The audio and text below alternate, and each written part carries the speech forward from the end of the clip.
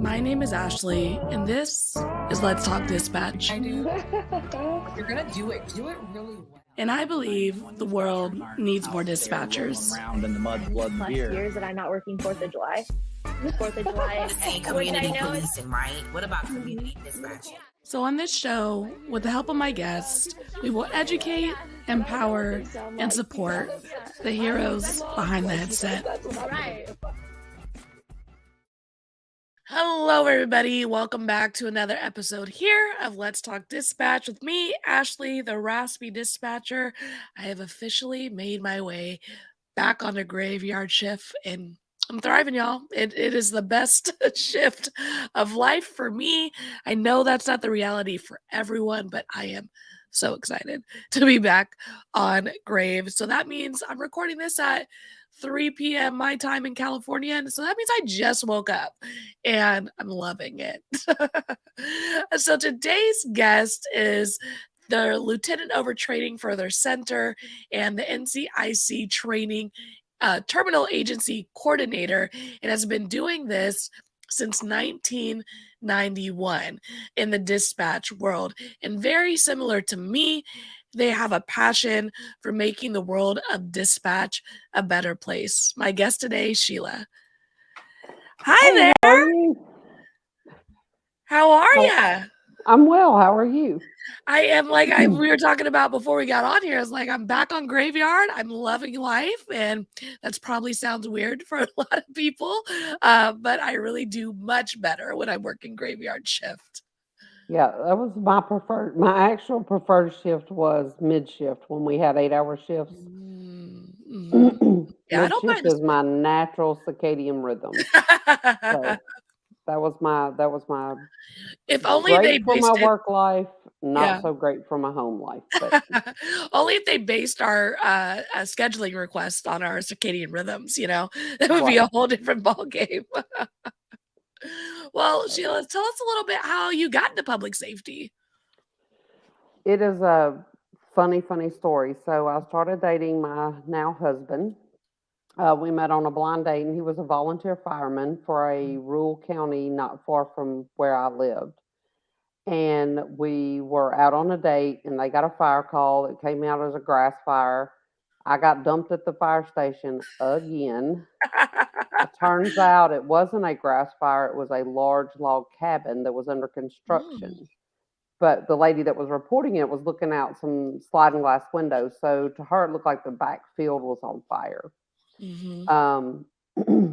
Again, small, very rural community. The fire chief came across the radio and said, if there's anybody at the station, answer this radio.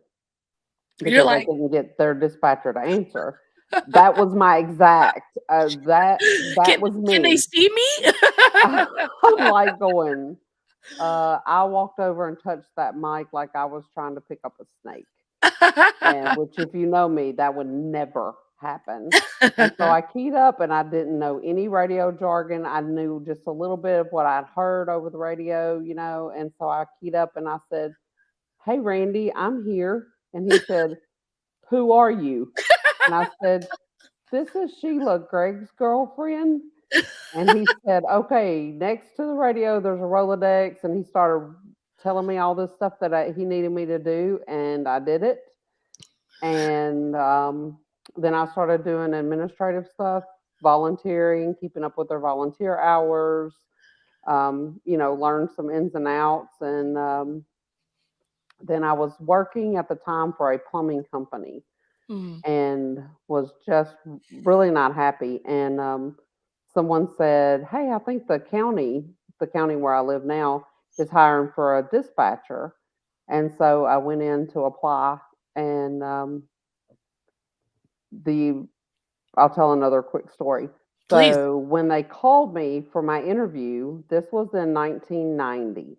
It was in like October of 1990. And they set it up for I think it was a Saturday afternoon. And I thought that was kind of odd, but I was like, well, if you're going to work 24/7, why not do an interview on a Saturday? But I thought it was kind of cool because then I didn't have to take off work. So I Mm. show up in the dispatch office. They stick me in there, and they're like, the deputy chief and whoever else was interviewing me got called out on a call. Do you want to just hang out with us for a little while and you can see what this is all about? And I was like, okay, cool. Very And so cool. I'm sitting in there, and at the time they only had 2 dispatchers, and it was visitation day in the jail. So the phones were ringing off the hook, and so the lady that was sitting there, she says, "Do you mind doing me a favor?" Now I'm Ooh. expecting her to say, "Can you go get me a Coke?" And, like, Or have you talked to Randy? Do you know Randy asked me for favors too. I said, "Sure." And so she turns the admin phone around and she says, "These 2 lines are the jail lines, and it's just gonna be people asking about visitation.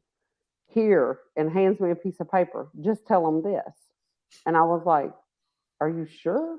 Like, "Okay."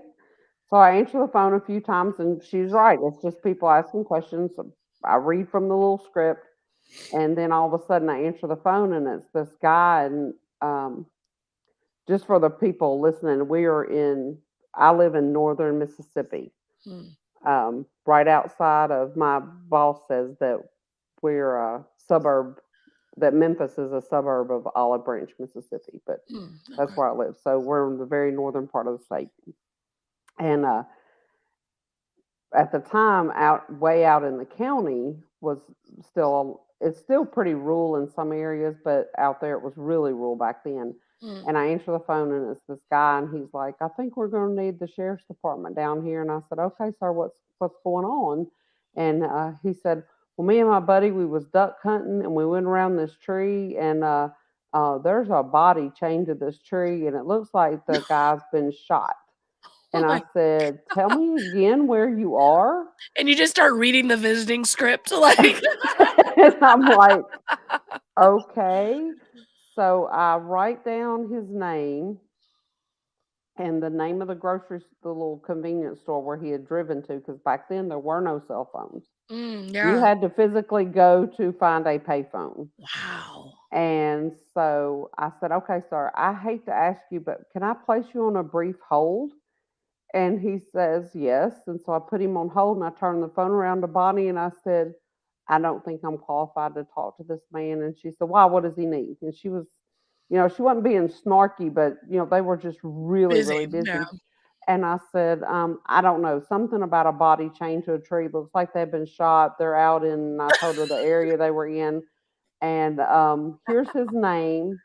And I'm guessing that the chief deputy is going to still be busy, probably not going to do this interview today. So I wrote down my name and my phone number again, and I said, "Just tell him to call me, and we'll have to reschedule this." And she's like, "Okay." So, like, it was like 3 weeks, and I thought, well, I guess they're never going to call me.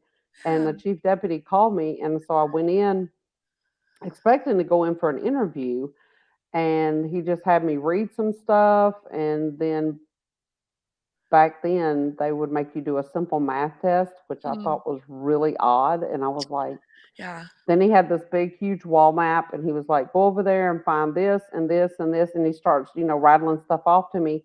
And he said, "So, something about something being east of somewhere." And I'm looking on the map, and I'm not real good. If you put me in a room and tell me to point south, I'm Mhm. not your girl. Yeah. Looking at a map, I do a little bit better. And so I did what he asked me to do, and I turned around, and there was 2 other, people in uniform. At the time, I had no idea who they were. And he said, "Okay, can you start on New Year's Eve The at 10 p.m.?" disrespect. And I said, "Yeah." He said, "Well, we got to take it before the board of supervisors, but you're pretty much hired. If you can start on New Year's Eve at 10 p.m." And then they called me the next day and sent me to get uniforms. I was just like, this is the oddest thing ever. But this is the part that always blows people's minds. I took this job. At the time, we made $1,000 a month, Oh, and we got a uniform stipend and no benefits. wow. Man, you held in there. So they were real disrespectful in your hiring process. You're like they were like probably before you walked in the room, like, look, she already took a dead body call. Like She did just fine. We're gonna if she can Yeah, do a map, we'll hire her. yeah. So that's what Miss Bonnie told them. They were like, she told me a couple of after I've been there about 6 or 7 months. She said anybody else would have probably run out the door. She said, and you were just like, "Sir, can I place you on a brief hold?" You know, and it's so funny, like, when you handed off that call, was she like, "Oh, okay," or was she like, "Oh, dead body," like Yeah, because back then that was a Yeah, very unusual call for us. I mean, it's not extraordinarily common now, praise goodness, because yeah. I'm not about that. But sounds funny. You've been in the business this long, but Mhm, there's just a lot that has to be done when you get a call like that. A lot mhm. of notifications, then you have, all the other stuff that goes with it. So it Yeah. was very unusual back then. And that's what she told the sheriff. He was like, well, I mean, how good is she? And Miss Bonnie was telling me later, she was like, she didn't even blink hard. She was like, yeah, she pretty much passed psych with that. We're Yeah, but just the right level of crazy, like, yeah, guy because tied to the tree, meh. yeah, I was just so naive that Mhm. I, at that point, being so naive really helped me out.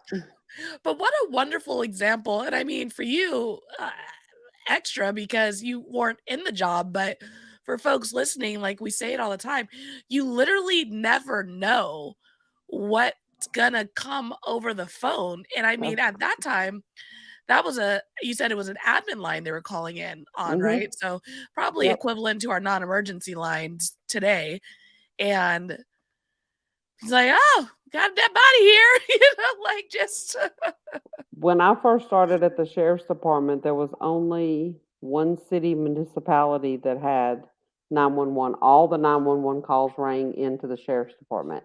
We Mm, had no, the 911 phone was literally just a telephone, a mm. dedicated 911 line.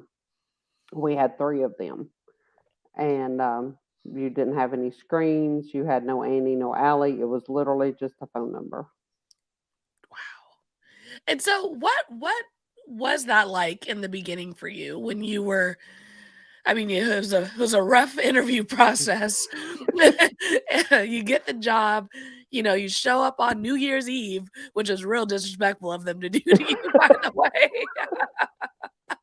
Like, how was that in the beginning for you in that training process and There whatnot? wasn't back then, there wasn't a trading process. There literally was not. There was no Mm, process. It was like, and because it was, I don't want to say it was simple, mm, but it wasn't as technic technical as it is now. mm. So, I mean, my original cat, my trainer, the first thing he told me when I sat down, he said, pick out what kind of pen you like. And I said, what? He said, ink pen. Your ink pen is very important. And I was like, okay. Well, I mean, at the time, I'm thinking, what does my ink pen have to do with anything?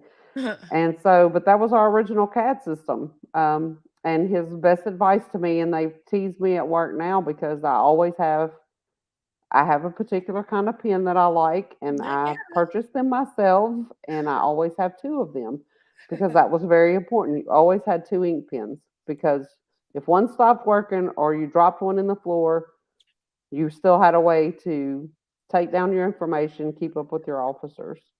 Oh my gosh. And So I I'm say like one of the few people that when CAD goes down, it you doesn't. just smooth sailing. You're like, "This is Yeah, actually where I like to be." yeah, it's annoying, Looking at but the it's pen. not. And yeah, it's not quite the panic for everybody else. Oh, it's panic for me. I'm like, "No, no, no, no." I've avoided manual mode many times in my career, and I wanna keep it that way. Yeah. But I say all the time when I talk to folks who have been, like, doing this so long and have got to see the technology become implemented in, I don't know if I could have done this job pre-tech just because that's what I've grown up in. And the way folks dispatch back in the day is like hardcore, map books, and like no one not mapping your officers, no Annie Alley, no cell phones. 3 telephone 911 line. I mean, it's insane how far we've come really in a short amount of time. Mhm. It is. And it's on the really good days, Mhm. the technology does make the job easier. But Mhm. anytime there's a glitch in the technology, Mm. it and people say it as a bad thing, and I don't think it's a bad thing. We are all we need our tech because Yep. we've become dependent on it. Mhm. Um, so when I was training this last group of dispatchers that went out on the floor, I was explaining to them, I was like, showing them how to use a map book, showing them how to read the wall map, showing them the tricks that we have for when CAD goes down so that you know which precinct that's in or which ward that's in or which ambulance it's in because we dispatch for it all. I now work for a municipality. I stayed at the sheriff's department about not quite 2 years, and then I came to work for the city mainly because I needed some health insurance. Hmm. I hear that. And Good. so, yeah, I needed some health insurance. But I tell them all the time when that F5 tornado comes through, because Mhm. we live in a tornado prone area, and Mhm. we also live on the New Madrid fault line.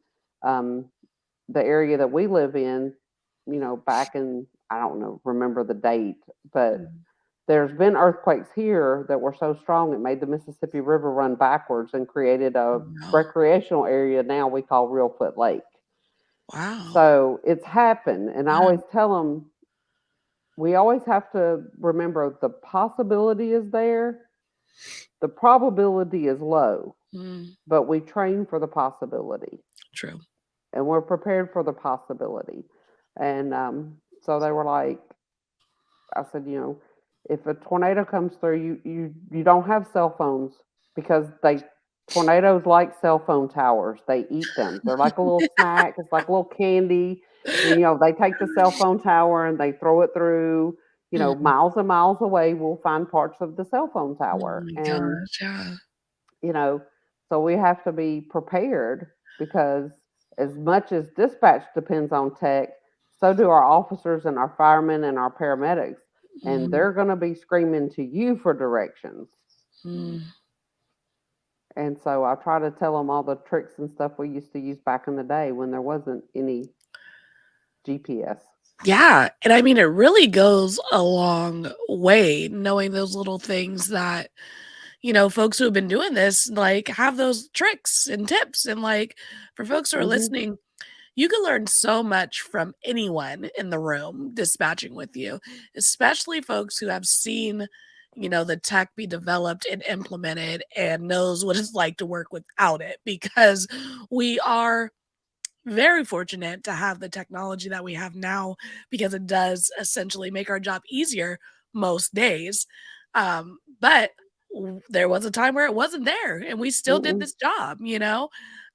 So it can be done. I'm a big supporter of technology in our centers and implementing these new things to try to make our jobs easier, a little less trauma filled, save more lives, all that good stuff.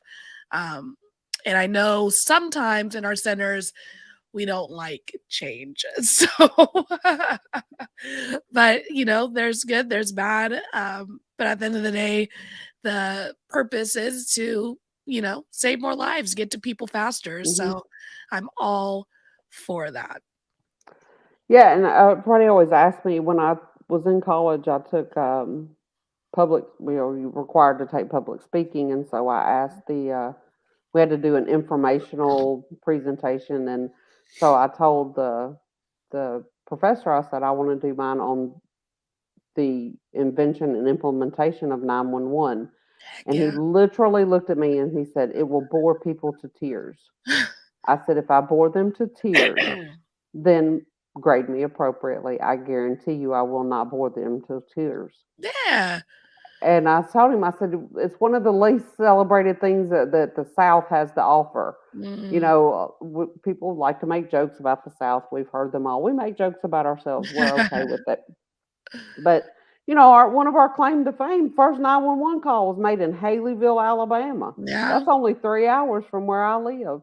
Very cool. Mhm. And I said, this is where 911 was born, is Mhm. in the southern part of the country, and then Mhm. it just went from there. Yeah. I said, I said people don't realize they're just uneducated about their cell phones. When you get a new phone and you give your old phone to your baby to play with, Yeah. and then the baby wants it to be able to make noises, so you charge it up, and then Mhm. the 911 operator gets to hear your baby jabbering, Oh and we're my trying to find gosh. you. Back in the And then that day, baby's mad at me. yeah, yeah. Why Trick are you for on the my new phone? ones. Trick for the new ones. When you have a kid on the phone, identify yourself as Santa Claus's wife or Santa Claus's Ooh. mom or Santa Claus's whatever, I and think I'd make myself an elf. tell them that you need to talk to mommy or daddy or whatever grown up is there. When they get to be a certain age, and they Mhm. will take that phone to a grown up. Wow. I'm, like, mind blown right now that I never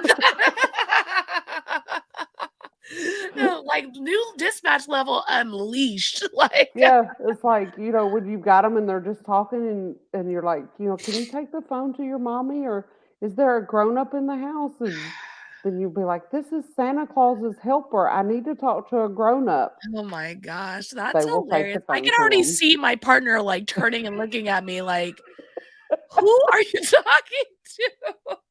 Who are you It telling you're works. Santa, Ashley?" Yeah, it works. Oh my gosh, that's so funny, yeah. No, I really like that idea. But that's a Great trick idea. before we had all the ways to find people when cell phones were phase 1, Yeah. and all we had was the provider and a phone Mhm. number. Mhm. Yeah, you came up with all kinds of tricks because those little pumpkins will hang up and call you right back Yeah, they will, for hours. 20 times. Oh my god, that is So, hilarious. but anyway, I did Cool. my speech, I did my presentation on it. People did not understand. They have, and I don't want to blame, but I say that I think the cell phone companies could do a better job at educating the people Yeah. they're selling their product to. A lot of people are under the misconception, like, if that their cell phone is somehow connected to their area code, and so Mhm. they think if they're in another area or another region, if they dial 911, it's not coming to a local PSAP. Um, Mhm. I've Mhm. had people, I don't know if you've ever had it, but I've had them when they dial 911, they think we're like a nationwide answering service. Oh, yeah, I'll get it all the time. We're like, "Oh, I need" I'm in California, "I need ambulance in New York," and you're like, "What?" "Wait, what?" What? How would I know who to call? One of the favorite ones that I use in training is a gentleman called. He'd been involved in an accident. He wasn't from around here. And I'm like, "Okay, sir, what intersection are you at? Do you know what intersection you're at?" And he's telling me the main street that he's on. And I'm like, "Yes, but what intersection are you at?" He said, "Hold on, I give you the coordinates off of my GPS." And I said, "Sir, if you just look out the window and tell me what you see, I can find you." And he was like, "Oh, are you here local?" And I said, "Yes, sir." And he goes, "Oh, well, that's cool. I thought y'all were like just an answering service." And he's like, "I see this gas station." He told me the name of it, and I knew exactly where he was, but it was just like, Yeah, the you're gonna pull misconception. your GPS, and I'm like, "Okay, it's gonna take me longer to type in those coordinates and find you than if you just tell me what you see." And it really is true, like, the amount of misinformation that's out there in regards to, locations and cell phones. I remember at my old agency, I answered a phone and it was right on a border.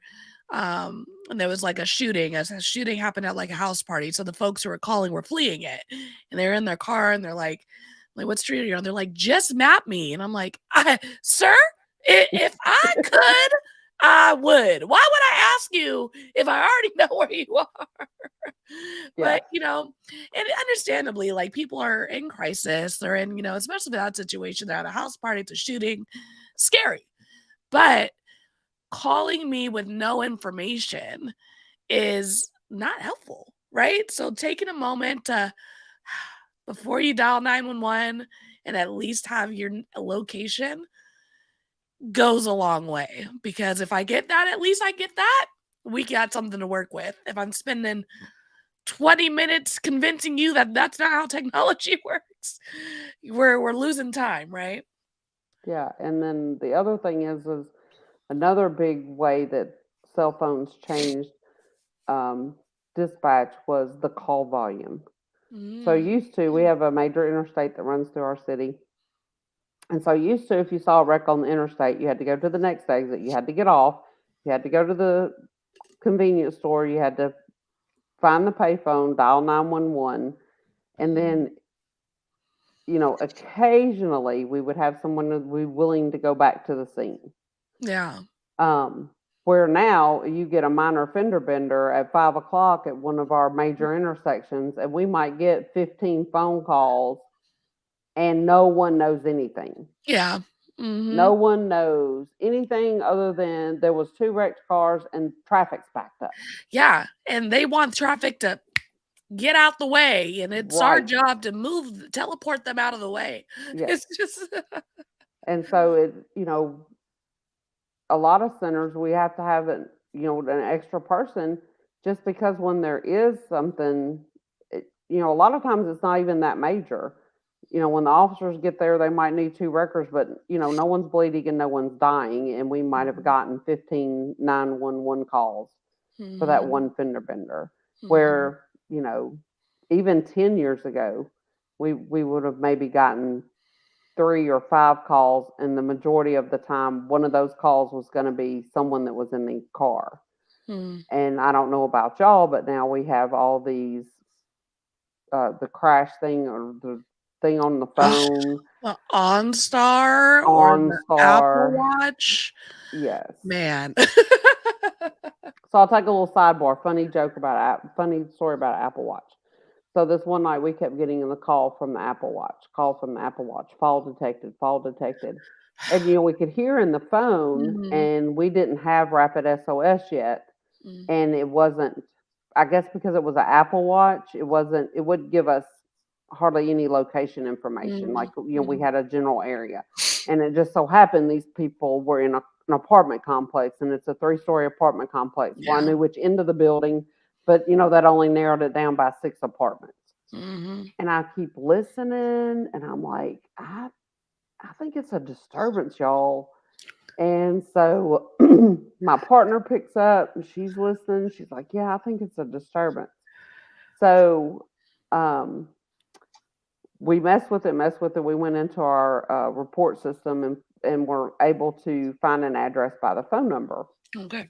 And we sent an officer over there. This is what I tell people now.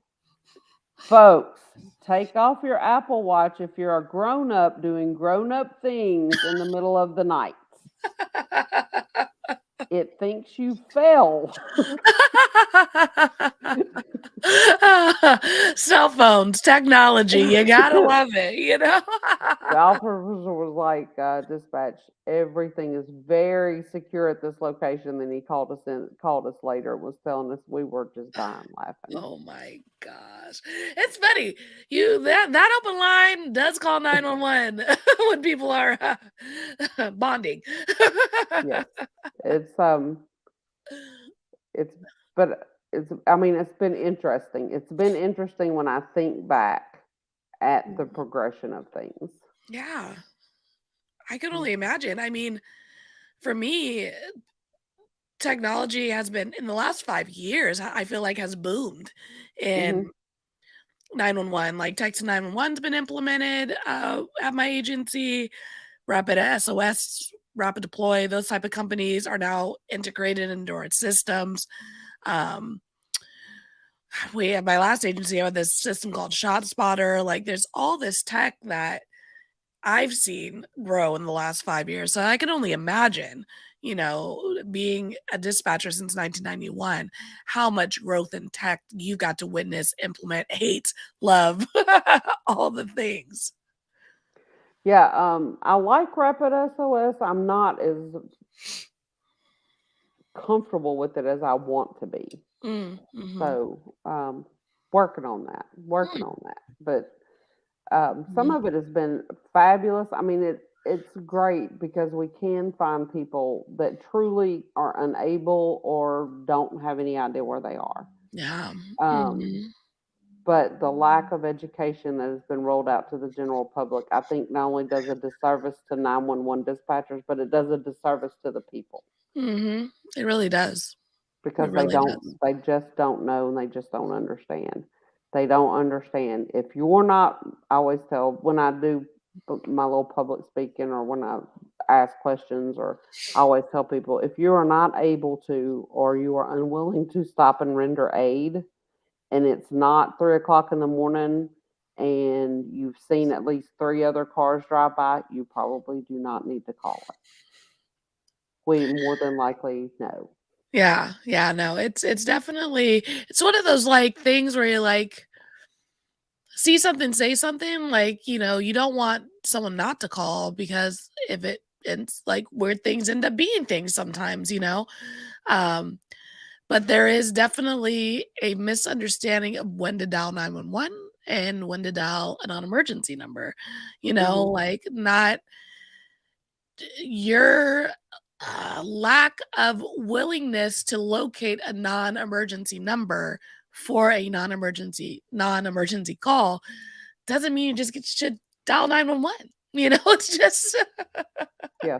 because we as dispatches we hear it I'm like, oh, it's not an emergency. Oh, I didn't know the non-emergency number. And it's like, I mean, we all have access on our phones to Google, and it's just you should, if you're listening now and you don't have it in your phone, you should have the non-emergency to your local department that you're spending the most time in. And if you work in a different city, that place too, Right. in your phone, because you don't want to have to look for it when you're feeling like you need to contact us. But to tie up a 911 line is irresponsible when it's not a 911 situation, right? And so I'll tell people, sometimes depending on the nature of the call, and I will tell them, I'm going to go ahead and take your information. But in the future, if this happens, this is truly for the non-emergency line. Yeah. And so far, that's worked a little bit, but Yeah. it's like, Yeah. But I do have a question Sure. in regards to how you folks dispatch like tornadoes and stuff. So I went to school in Iowa, and tornado weather, in my personal opinion, is terrifying. I'm going to tell you. Okay, so I was the lead before I was promoted to lieutenant. We have dispatch. Then you have a dispatch lead, and then you have now we're ranked lieutenant. We didn't have rank for a long time. And my shift was working, and the weather was really bad, and so I called the senior dispatcher that was working. And I was like, do you need me to come up there? Because I knew they were about to have to activate the tornado sirens. Now, we live in a tornado-prone area. You set those puppies off, and you wouldn't believe the people that call 911 and go, the tornado sirens are going off. What do I do? Oh my The God. right answer is not stand in front of your window and call me back when you see the tornado. Yeah. That's not the right answer. We have to tell them to seek cover or whatever. But so I called her because I knew they were about to have to set them off, and I knew they were going to get really, really busy. Yeah. And she said, do not try to leave your house right now. And I said, well, I'm looking out the window. And about that time, we have these big blue garbage cans for the city to come pick up our trash. And they're really big. And about that time, I see 3 of them go down my street, unassisted. Yeah. Sheila was like, well, I should go down the street too. Yeah. And then my storm door on my back door just blew open and slammed shut. And I opened up the wooden door to see if it was broken, to see if it had pulled it off the hinges. And there was so much force against the door that I couldn't push it open. Oh. So I still have my senior dispatcher on the phone, and I'm like, I'll be there. I can get there if you need me. And she was like, just stay home. And um, right after she hung the phone up with me, we actually, the tornado never touched down, but it Okay. blew over. And so when that happens, it causes a phenomenon called straight line winds. Hmm. So instead of tornadoes, you get 70, 80, 90-mile-an-hour winds. Hmm. And the wind caught the edge of the roof of our dispatch office and peeled 70% of the roof off of the building. Oh my gosh. Now, I'm going to be a proud mom here for a moment. I was so proud of my people. Yeah. My people handled it um, beautifully. They couldn't have done a better job. Hmm. No one could believe the amount of damage. Luckily for us, the actual room where the radios are, a radio room, dispatch floor, everybody has a different name for it. Yeah. The roof was intact over it, and the front bathrooms. But pretty much the rest of the building, it looked like a sardine can. So they were like, so we have bathrooms, we have radios, so no one gets to go home. We're good. We got you guys. Yeah, and it's not like a hurricane where you get days and days of warning, but typically, if you live in an area that's prone to tornadoes, you just kind of know. You know how to watch the Yeah. weather systems. You know how to watch the maps. Mhm. We're very fortunate because just on the other side of us, we call it the Mid-South area because it's actually Little Rock, Arkansas, Memphis, Tennessee, then Olive Branch, Mississippi. So when the weather's coming from Arkansas, when it hits those bluffs in Memphis, right on the Mississippi River, that takes a lot of the punch out of the storms. Arkansas gets it way worse than we do. But when it comes up from the south, from south of us, that's when we tend to have a lot of damage and tornadoes spawned around here. Yeah. So, See, when I was, California kid, thin skin, okay, snow, weather, we don't do well with that here. And when I went to Iowa, my first winter out there, it was negative 32 degrees. And I was yelling at mm, my coach. I was like, you oh did my not goodness. put this in the recruiting packet. We did not talk about the weather. And he was like, oh, Val, this is the worst weather we've had in centuries. I'm like, okay, this is probably what it was like last year. I don't want to hear that nonsense. But my teammates who are from the Midwest as well were terrified of earthquakes. And I was like, we never get earthquakes. Like, I had a teammate's sister whose house got taken up 2 years in a row by a tornado. And I was like, this is like, tornadoes for you folks are guaranteed. Like, it's a seasonal, it's like rain in the winter. Like, that is terrifying. Like, I could never do it. But they were like, oh, it's like they're tornadoes. It's fine. Like, it was just, And tornadoes are so weird. I mean, they're really weird. I saw we went when my husband was with the volunteer fire department. We went and worked in an area that had been hit by a tornado. And the oddest thing I think I've ever seen in my entire life was there was an old farmhouse, and there was the concrete walkway going up to the farmhouse, and then the tall porch, concrete porch, and then there was nothing. The tornado took the house. The flowers, like these little yellow buttercup flowers that were lining the walkway up to the house, totally untouched, still sitting there. A mobile home that they had put in that was down near the barn, totally untouched. The roof of the barn was taken off of the barn and just sat over to the side of the barn. But it was just, I was like, really? It takes out the whole, and there was nothing left. Ashley, I tell you, there was nothing left of this house. This concrete porch, 3 steps, and then there was nothing there. Oh my gosh. And like you couldn't even tell if you hadn't have been able to see the where the foundation of the house had been in the dirt. Mhm. You would have never known. There was Like, nothing, not a stick, not a shingle, jeez. nothing. The house was just gone. Yeah. And but the flowers were, I'm like, what the heck? The buttercups are still fine. Could you imagine, like, Mailbox is well, still sitting there. House is completely gone. like they left it feels almost disrespectful, like they left the flowers as it's a gift? Like, it's Yeah. I was just like, oh my gosh, it's crazy. I mean, they are scary, and I've been in a couple. We were when I was a teenager, when I was a kid, where we had damage to our house, but Mm.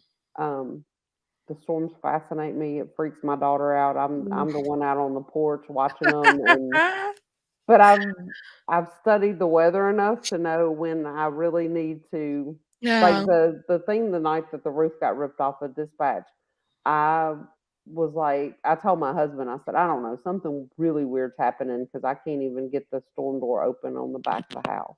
Yeah. And that we had a storage room that got damaged, and part of like we have a storage room that's attached to our house, and then we have a little freestanding aluminum or metal Mm. building of some sort, little storage room, and it had peeled back part of our roof. It didn't take it off. It just rolled it up. It looked like the Jolly Green Giant came and just rolled up the corner of the. So it's wild. They are wild. Man, like, I seen watched the movie, I feel like it's Twister? Is it called Yep, Twister? and Twister Yeah, 2's coming out. classic. It's been way too long. Is there a number 2 coming out? That's what I've heard. Oh my gosh. I remember watching that movie when I was a kid and just being like, "This is wild. People live these places, and these folks are chasing the storm." I don't Hmm. Yeah, for a while we were storm chasers. Yeah? But that's yeah, it's a very needed thing, but it's a very expensive hobby. I I was bet. like, yeah, my husband's a paramedic and he was on the unit for many, many years. So I was like, yeah, first responder is this, we don't, we can't afford these kind of habits. Yeah. Oh my We gosh. need some cheaper hobbies. That's wild. Chase, I remember when because we were right near in Iowa. I think we're just south of this area called Tornado Alley. Hmm. And I remember that's one thing I asked my coach. I was like, "Wouldn't Tornado Alley? Like, when's the last time you guys had a?" He was like, and we were in like a little town, and he was like, we don't really get, we've never really got one in hundreds of years, but it also doesn't snow there, so I don't know." And they set the sirens off one day, and I kept going to my roommate. I was like, "Do we have to go down now? Do we have to go down the cellar now?"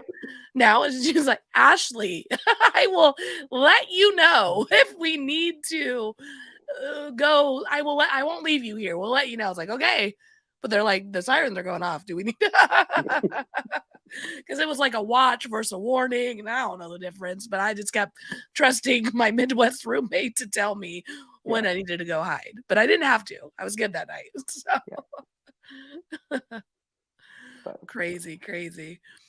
So we talked a lot about technology um and how it does fail us, and how can folks prepare for when it is going to fail, other than having their handy dandy ink pen.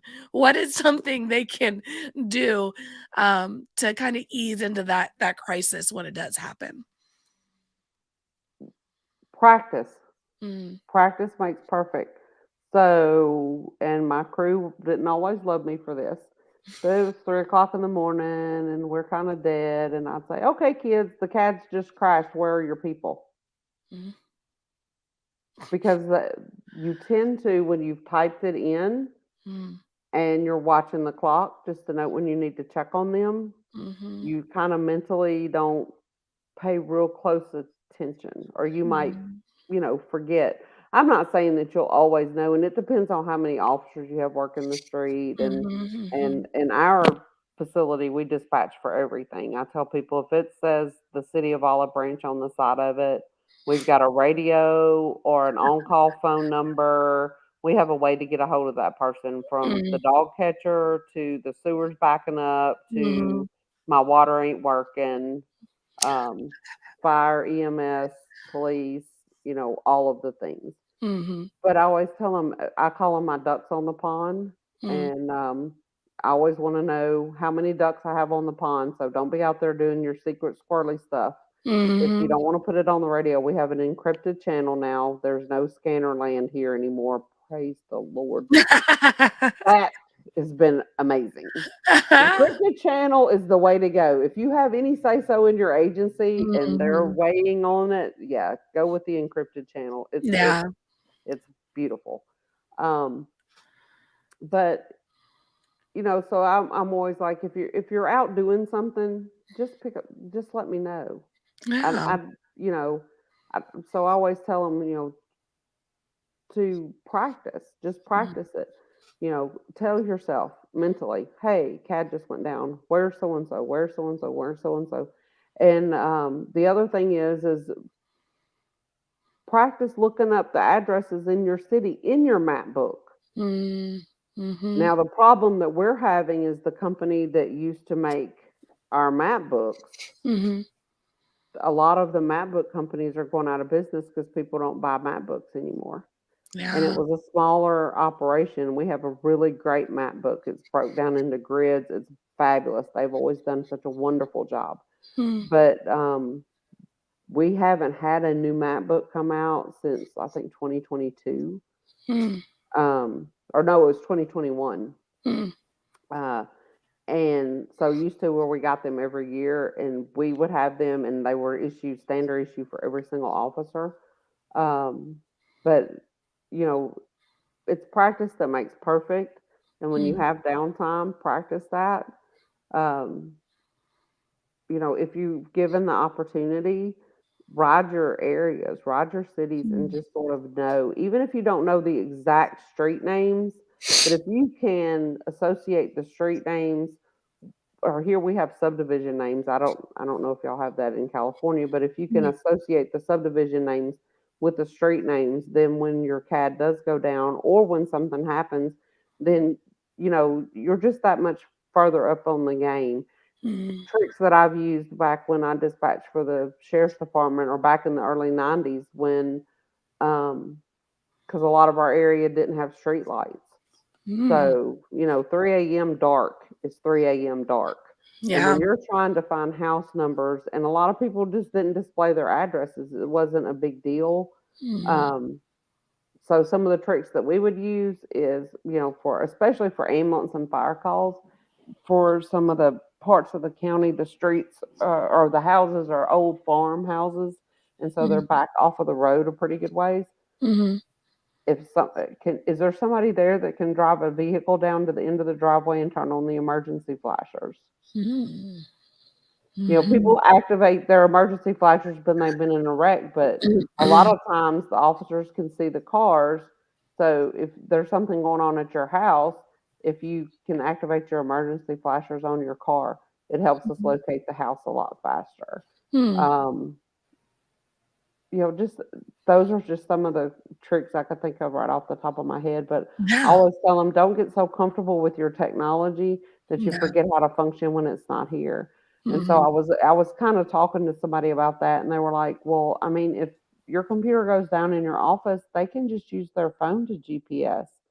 And I was like, "Pumpkin, the whole cell phone tower is gone." The tornado ate it. It did. It was a crunchy little snack, and we'll find bits and pieces of it 4 or 5 miles away. Um, the other thing is, like, we've dispatched for fire and EMS, and so a lot of times the firemen are really good, or the ambulance people too, but um, because they drive the areas checking fire hydrants. Mhm. Mhm. And so a lot of times they're real familiar with everything in their area. Yeah. So if you and ask callers, the main, what big street is your house near? Mm. Because a lot of times, like if one of our main highways here is Highway 305, and when somebody's giving directions, if they say, well, if you turn off a Highway 305 onto such and such street, well, that's going to help you when when you don't have access to the technology that you're used to. Exactly. Mhm. So those are just a few of the things I can think of. But what I tell people, I mean, I preach to our people, know your areas, learn your areas. Some of it's going to come just when you're sitting in dispatch, because you're going to get calls to the same areas. But another thing is that we have a hard problem here. We have a huge industrial park. A huge industrial park. We have multiple buildings there that are over 1 million square feet. 911, what's your emergency? Well, Bubba just got hit with the backhoe. And I'm like, okay, where is Bubba? Well, we're right here at, XYZ company. Okay. When my ambulance gets there, where do they need to come in to get to Bubba? Oh, just come in the door, just come in the employee entrance. And a lot of times I'll say, okay, is it clearly marked on the outside that that's the employee entrance? Oh, I don't know. Hey, is this say employee entrance on the door we walk in every day? Someone just left a comment on my Instagram about that. Like, someone's like, just come to the employee entrance. And you're like, where's the employee entrance? And they're like, yeah, that's the thing. So I mean, it's little things like that, because I do believe that the stuff like that saves time. The ambulance, even if they have a scene time of less than 7 minutes, it does no good if they're having to walk an entire 1 million square feet. Yeah. Because they parked at the wrong door. Yeah. No, 1,000%. So, I mean, that's some of the things I try to pass on. But the main thing is get, when you have the downtime, pretend in your head your cat just crashed, and see how many of your officers you can jot down on paper really, really quickly and get their location right. So true. And it goes a long way, just that little practice, like, it's not perfection. We're not looking for anyone to be a CAD system themselves, but just reminding yourself that when in doubt, just having that awareness is going to go a long way if you are on shift when that crash does happen, because it will happen one day eventually. And it's always at 6 p.m. on Friday. Oh, 1,000%. It's when always the at the IT most manager inconvenient is gone to a conference or out of town. Exactly. When Always. they leave, we should also not be there. That's just my opinion. I prefer to be there when they're not there, but Well, Sheila, this has been an amazing conversation. As we wrap it up, I'm going to ask you the last question that I ask everyone, which is, what advice would you give someone who is considering a career in dispatch?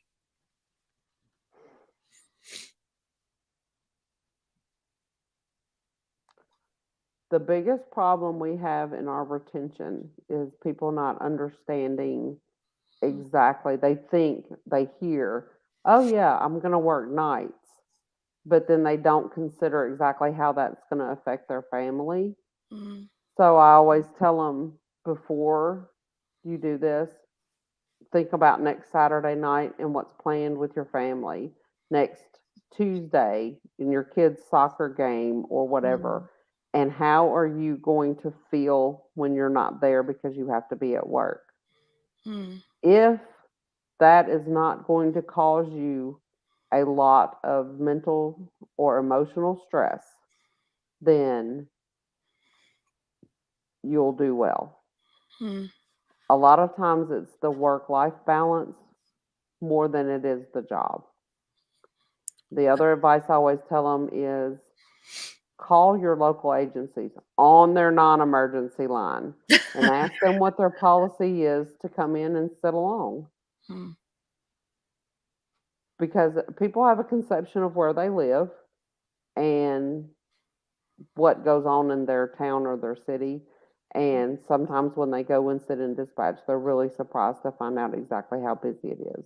Yeah. Now, the area that I live in, for several years, I don't know if it was nationwide, but for several years, we were the fastest growing city in our area or the country or whatever.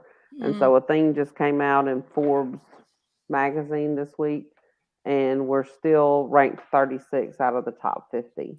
Wow. So when I say we've seen explosive growth, we've seen explosive growth.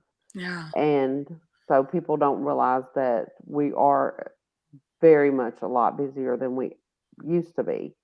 Just because when you have more people, you have more calls. Mm-hmm. It's not always bad. I mean, Yeah. it's not, pestilence and famine, but we have 4 times the residents we used to have, and everybody has alarm systems. And no one knows how to use them. That part, or what the location is. Or, yeah. All of the officers are still looking for Zone 5. If we could just find Zone 5, Where we could is it? solve all the problems. So that's what I tell them, is just go into it knowing. Because a lot of times it's or at least I've found in our area, because every area has different things. But in our area, the biggest thing, the majority of the time, the reason that we lose people is because of that schedule conflict of their work-life balance. Mm-hmm. Mm-hmm. Awesome. Well, Sheila, this has been amazing. Thank you Thank you. Yeah, thank you so I'm much so for honored. I'm so honored at the work you do. Matter of fact, I just gave 2 seasoned. One of them's been in the business almost as long as I have. Your information, I was like, go to this website. Yes. He is rocking it out there in California. Stop it, Sheila. So anyway, Thank you. I really do appreciate it. And it's so awesome when folks reach out and they want to come on the show and they're like, in Mississippi, you know what I mean? Like we don't know each other. This is how we've met, this virtual connection in this moment here, and hearing your story, how you got into dispatch and how it's grown, it is really exciting, and I really do appreciate your willingness to come on and share that experience with everyone who's listening, including myself. Yeah, well, I appreciate you giving me your morning. I plan on doing nothing after this. All right, Sheila, thank you again so much. Thank you for your service, for everything that you do, for fighting those tornadoes so I don't have to. I really do appreciate it. I'll be right back with you, okay? Okay.